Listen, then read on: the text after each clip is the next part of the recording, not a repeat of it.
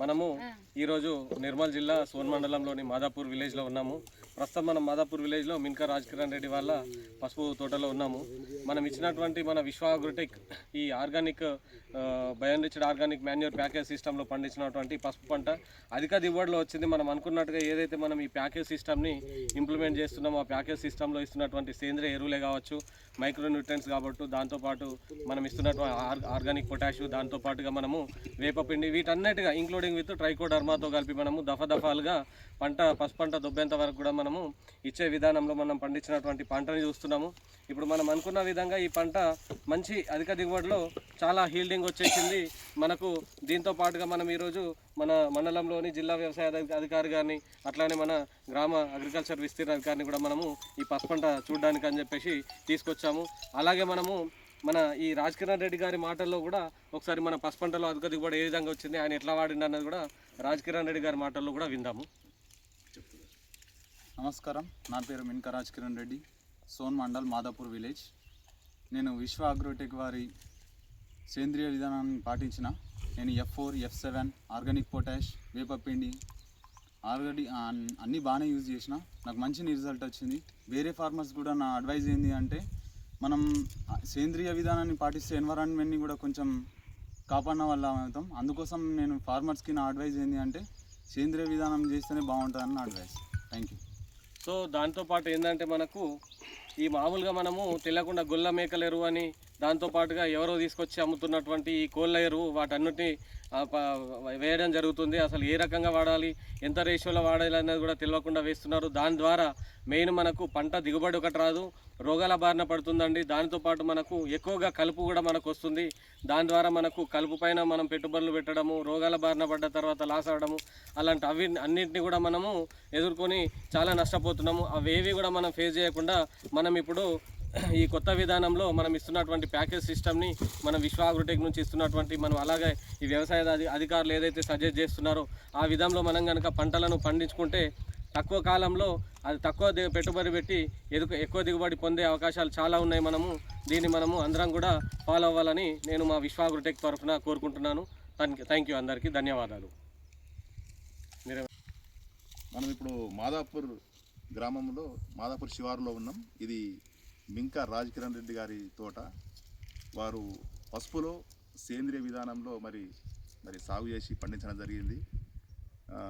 మొదటి నుంచి కూడా వీళ్ళు భూమిలో అంటే యూరియా అట్లాంటిది చాలా తక్కువ మొత్తంలో వాడి సేంద్రియ ఎరువులను అంటే ఈ organic potash, organic nitrogen, phosphorus ఇవన్నీ కూడా వేసి మరి దిగుబడి తీసుకోవడం జరిగింది. ఈ రోజున మన జిల్లా వ్యవసాయ అధికారి అంజప్రసాద్ గారు కూడా మరి ఇక్కడ తెలుసుకొని రావడం జరిగింది. అంటే మిగతా క్షేత్రాలతో చూసుకున్నట్టయితే మనం ఈరోజు పసుపు చూస్తున్నాం ఏ రకంగా ఉందనేది. ఇది వెరైటీ ఏంది రాజకీయ రెడ్డి గారు? ఎర్రగుంటూరు వెరైటీ. సో ఇలా చాలా దిట్టంగా మంచిగా ఊరి మంచి అధిక దిగుబడి ఉంది. దీని ఎక్స్పెక్టేషన్ ఎంత ఉంది? మీరు ఎంత వస్తుంది అనుకుంటున్నారు? ఒక ఎకరంలో ఎన్ని క్వింటాలు?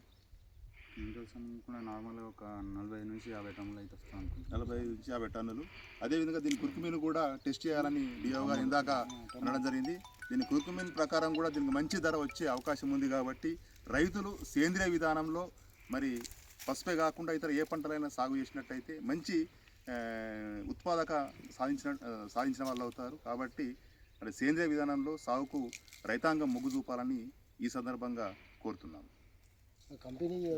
ఈ సీజన్ ఫస్ట్ సీజన్ కంటే ముందు, వానాకాలం సీజన్ ముందు మేము వ్యవసాయ శాఖ ఈ సోన్ మండలంలో పర్యటించేటప్పుడు మేము అబ్జర్వ్ చేసింది ఏంటి అని అంటే రైతులు చాలా వరకు పశువుల పెంట అని పూర్తి అశాస్త్రీయమైనటువంటివి, ఇటువంటి శాస్త్రీయత లేనటువంటి ఎరువుని కొనటం జరుగుతూ ఉండింది.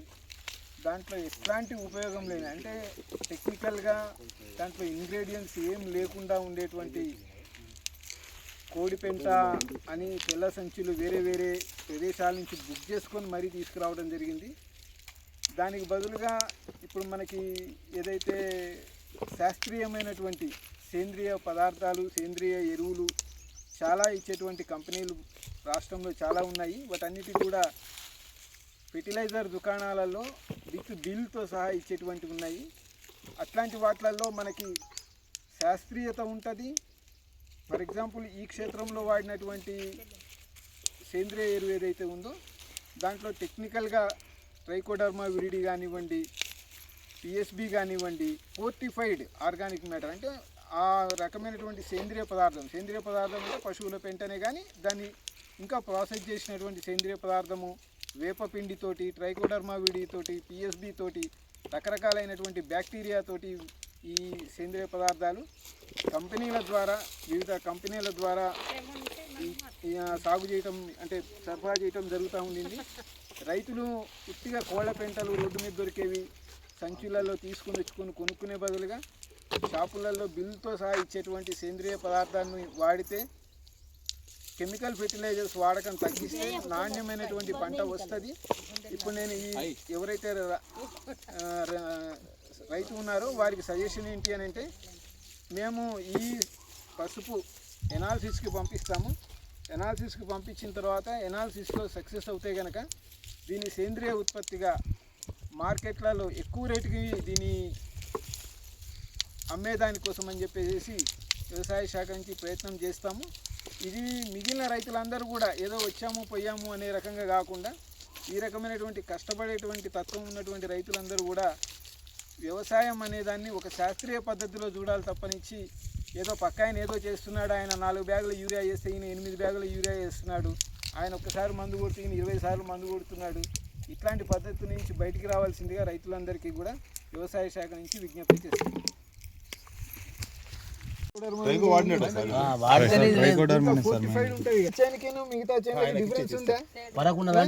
ఫరక్ ఉందా? నేను ఇప్పుడు వీళ్ళు 10 అంటే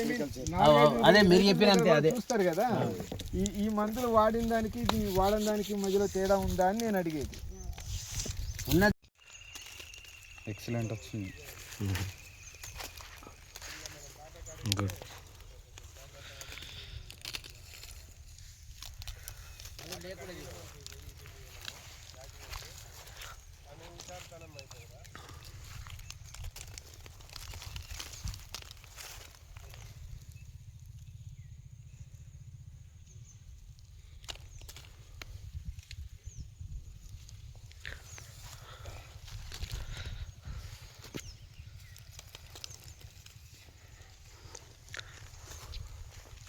బాబు ఎట్లా వచ్చింది?